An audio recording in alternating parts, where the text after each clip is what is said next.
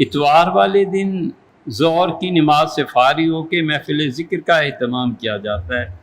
مجھے اور دوست کو شرعی حیثیت جاننی ہے، کیا یہ اجتماعی ذکر کرنا کیسا ہے، کیا اس کی ممانعت تو نہیں؟ اس کے لیے ضروری ہے کہ پتہ چلے وہ ذکر ہے کیا اور ذکر کی ترغیب کیوں ہے۔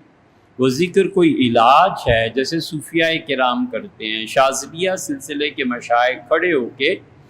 ہم نے یمن میں دیکھا، شام میں اور عراق وغیرہ میں وہ اللہ کے نام کی ضربیں لگاتے ہیں، وہ اسے علاج سمجھتے ہیں، کوئی حرج نہیں۔ اتوار کو اگر اس قسم کی کوئی بات ہے تو کوئی حرج نہیں، اور اگر وہ اسے سنت سمجھتے ہیں اور جو اس ذکر کا اہتمام کر رہا ہے اس نے خود ہی سلوک طے نہیں کیا، اس کی تربیت مشائخ نے نہیں کی، اگر وہ صحیح بھی کر رہا ہے تو بھی غلط کر، اس کی تربیت نہیں ہوئی،